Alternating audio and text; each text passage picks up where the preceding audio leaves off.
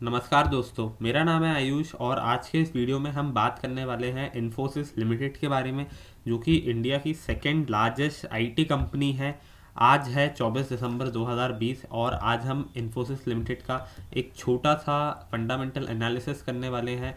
हम income statement, cash flow statement को देखेंगे, फिर एक छोटा सा रेशियो एनालिसिस करेंगे, पीयर कंपैरिजन करेंगे और जो भी लेटेस्ट न्यूज़ है उसके बारे में मैं आपको बताऊंगा। और लास्ट में मैं इस स्टॉक का टेक्निकल एनालिसिस करके बताऊंगा कि अभी इस स्टॉक में कोई बाइंग बनती है कि नहीं।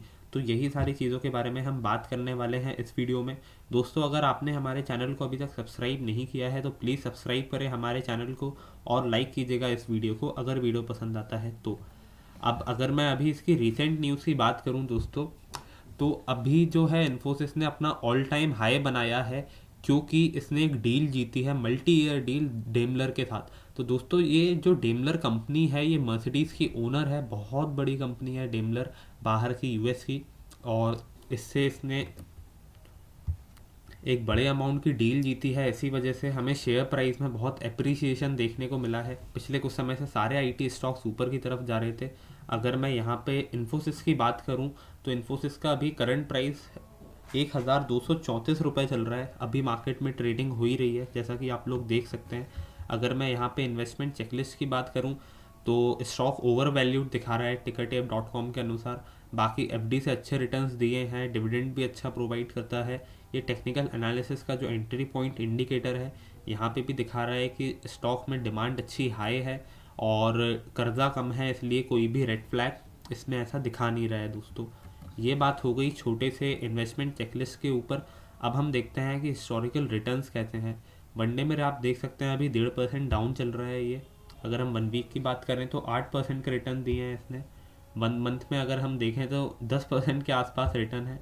अगर हम 1 ईयर में देखें तो 70% के आसपास इसने पॉजिटिव रिटर्न्स दिए हैं दोस्तों।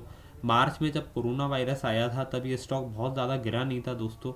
526 रुपये का इसने कुछ, आप देख सकते हैं, लो बनाया था। और फिर आप देख सकते हैं कि कैसा अभी ये ट्रेड हो रहा है, सीधा सीधा डबल हो चुका है जस्ट। अगर हम बात करें इसके 5 ईयर के रिटर्न की तो रिटर्न्स 131% है दोस्तों।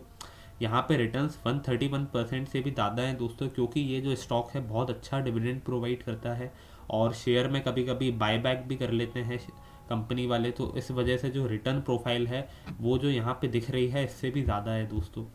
ये बात तो हो गई इसके रिटर्न प्रोफाइल के ऊपर। अब अगर हम बात करें फाइनेंशियल स्टेटमेंट्स के ऊपर, तो यहाँ पे सबसे पहले हम इनकम स्टेटमेंट के ऊपर बात कर लेते हैं। आप देख सकते हैं कि जो रेवेन्यू की ग्रोथ है वो यहाँ पे 10.5% के आसपास हुई है इस कंपनी में, और जो इंडस्ट्री का एवरेज है वो 9.5% के आसपास है। तो यहाँ पे ये शेयर इंडस्ट्री को बीट कर रहा है। और अगर हम मार्केट शेयर की बात करें तो मार्केट शेयर भी इसका जो है बढ़ चुका है 1-2% पिछले 5 सालों में। और जो नेट इनकम है वो भी ग्रो हुई है 6% के एवरेज से। और इंडस्ट्री का जो एवरेज है वो 8% के आसपास है, लेकिन ये इतनी बड़ी दिक्कत नहीं है दोस्तों। अब अगर हम बात करें इसके रेवेन्यूज़ की, तो आप देख सकते हैं कि जो रेवेन्यूज़ हैं FY 2020 के वो 93,000 करोड़ रुपीज़ है। और जो प्रॉफिट है वो 16,000 करोड़ रुपए हैं दोस्तों। इसको हम अच्छे से समझने के लिए यहाँ पे ग्रोथ व्यू पे देखते हैं कि भाई कैसी रेवेन्यू की ग्रोथ रही है। तो आप देख सकते हैं कि जो रेवेन्यू की ग्रोथ है वो कितनी कंसिस्टेंट रही है। यहाँ पे डेटा मेरे पास FY 2012 से है, और 2012 से आप देख सकते हैं 2012 से कि जो रेवेन्यूज़ हैं वो साल दर साल बढ़ते ही गए हैं। ऐसा एक भी साल नहीं है दोस्तों जब इस कंपनी के जो रेवेन्यूज़ हैं वो डाउन हो। FY 1920 में 10% से रेवेन्यूज़ बढ़े थे। और अगर मैं नेट इनकम की बात करूं तो नेट इनकम में भी आप देख सकते हैं कि बस ये FY 18-19 एक ऐसा साल है जहां नेट इनकम थोड़ी सी गिरी है 4%। बाकी नेट इनकम में भी लगातार इंक्रीमेंट हमें देखने को मिल रहा है। तो कंपनी बहुत अच्छी है, ऐसा हमें समझ में आ रहा है देख के। अगर हम इसके नेट इनकम को देखें तो अब अगर मैं एक मार्जिन व्यू पे देखूं यहाँ पे टिकर टेप के, तो इससे हमें समझ में आ जाएगा कि कंपनी मार्जिन कितना कमा रही है। तो जो इनका नेट इनकम जो प्रॉफिट है वो 17% के आसपास है, जो नेट प्रॉफिट मार्जिन है वो 17% के आसपास है, जो कि मेरे ख्याल से काफ़ी बढ़िया है। इंडस्ट्री का जो प्रॉफिट मार्जिन है उससे बहुत अच्छा है दोस्तों। इंडस्ट्री का प्रॉफिट मार्जिन 16% के आसपास है, इसका जो प्रॉफिट मार्जिन है वो 19.5% के आसपास है। ये चीज़ें अच्छी पॉजिटिव है मेरे ख्याल से इस स्टॉक के लिए। और अगर हम बात करें कैश फ्लोज की, तो आप यहाँ पे देख सकते हैं कि जो फ्री कैश फ्लोज होते हैं, जो हमें जिस पे हमें ध्यान देना चाहिए, वो भी इस कंपनी के पॉजिटिव हैं। FY 2012 से आप यहाँ पे देख सकते हैं, ऐसा कोई भी साल नहीं रहा जब इस कंपनी के जो कैश फ्लोज हैं वो डाउन रहे हों।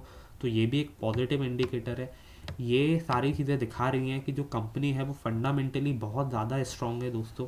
अब अगर हम बात करें कुछ और रेशोज़ की, तो आप यहाँ पे देख सकते हैं कि मार्केट कैप 5,33,000 करोड़ रुपए है, और स्टॉक का जो पी रेशो है वो 29.8 का है अभी।